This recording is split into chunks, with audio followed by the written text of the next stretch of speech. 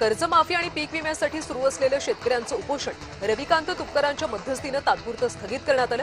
यावेळी तुपकरांनी सरकारला 8 दिवसांची मुदत दिली। आता सरकारच्या भूमिकेकडे सर्वांचं लक्ष लागलं। संभाजीनगरच्या सिल्लोड तालुक्यातल्या घाटनांद्रा इथं चारणा नदी प्रदूषित झाली। नदीपात्रामध्ये मोठ्या प्रमाणात कचरा टाकला जात असल्याने परिसरात दुर्गंधी पसरली। प्रशासनाने तातडीने उपाययोजना कराव्यात अशी मागणी नागरिकांनी केली। नांदेडमध्ये 7वीतल्या विद्यार्थ्याचा विहिरीत बुडून दुर्दैवी मृत्यू झाला। ही घटना किनवट तालुक्यातल्या इस्लामपूर इथं घडली। सुरेश वाळके असं मृत विद्यार्थ्याचं नाव आहे। शाळा सुटल्यानंतर मित्रांसह विहिरीत पोहण्यासाठी उतरला असताना तो बुडाला। गोंदियामध्ये नवेगाम वाहनचे सहाय्यक वनरक्षक अविनाश मेश्राम आणि त्यांच्या सहकाऱ्यांचा गस्ती दरम्यान हत्तीनं रास्ता रोखून धरला होता।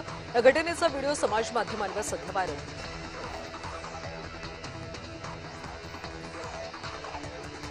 उजनी धरण प्रशासन आता सतर्क झाले।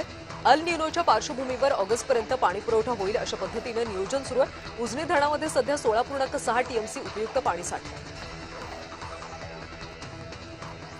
देशाच्या राष्ट्रपती द्रौपदी मुर्मू वर्धा जिल्ह्याच्या दौऱ्यावर आहेत। सेवाग्राम आश्रमातल्या बापू कुटी इथं त्यांनी भेट दिली आणि पाहणी केली। चंद्रपूर जिल्ह्यातल्या करबा जंगलातून 2 अस्वलांमध्ये झालेल्या भीषण झुंजीचं दृश्य कॅमेऱ्यामध्ये चित्रित झालं। अन्नासाठी किंवा संबंधित क्षेत्रावर वर्चस्व प्रस्थापित करण्यासाठी ही झुंज झाल्याचा अंदाज व्यक्त केला जातो। पिंपरी चिंचवडमध्ये लता आशा मंगेशकर इन्स्टिट्यूट ऑफ मेडिकल सायन्सेसचा भूमिपूजन सोहळा संपन्न झाला। या सोहळ्याला मुख्यमंत्री देवेंद्र फडणवीस, उपमुख्यमंत्री एकनाथ शिंदे, आरएसएस प्रमुख मोहन भागवत यांची उपस्थिती होती। धुळ्यामध्ये उष्णतेमुळे केळी उत्पादक शेतकऱ्यांसमोर मोठं आव्हान निर्माण झाले। उन्हामुळे रोपं करपण्याची भीती वाढली असून मातीतला ओलावा झपाट्याने कमी होतो।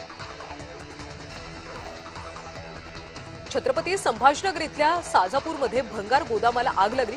आजूबाजूला अनेक कंपन्या असल्यामुळे परिसरात सतर्कता वाढवण्यात आली।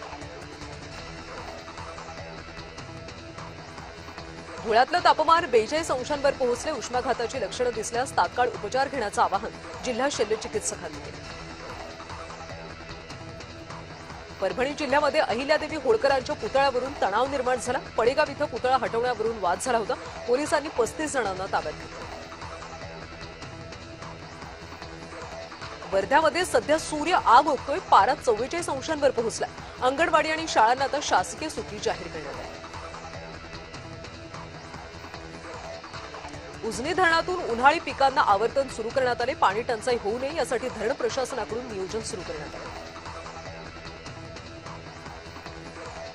जायकवाडी धरणातला पाणीसाठा 54.82% आलाय। शेती, उद्योग आणि वीज प्रकल्पासाठी पाणी वापर वाढलाय।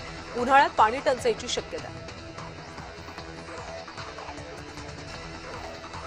सातारा जिल्ह्यातल्या कोयना धरणामध्ये 42.63 टीएमसी पाणीसाठा शिल्लक आहे। धरणातला पाणीसाठा तांत्रिकदृष्ट्या समाधानकारक असला तरी अल निनोचा प्रभाव जाणवलास तर वीज निर्मितीला पाण्याची कमतरता भासू शकते। साताऱ्यातल्या मनाचीवाडी गावामध्ये गावातील पाळीव जनावरांसाठी अत्याधुनिक स्नानगृह उभारून नदी ओढ्यातलं प्रदूषण रोखण्याचा अभिनव प्रयोग केला जातो। ग्रामीण भागात जनावरांमुळे होणाऱ्या प्रदूषणावर असा ठोस उपाय करणारा हा महाराष्ट्रातला पहिलाच उपक्रम ठरला। त्यामुळे या प्रयोगाचं सर्वत्र कौतुक होतं। पाण्याअभावी मोसंबी बागांवर कुऱ्हाड चालवण्याची वेळ शेतकऱ्यांवर आली। छत्रपती संभाजीनगर जिल्ह्यातल्या पैठण तालुक्यातल्या मुरमा परिसरात पाण्याअभावी वाळत चाललेल्या फळबागेवर कुऱ्हाड चालवण्यात आली।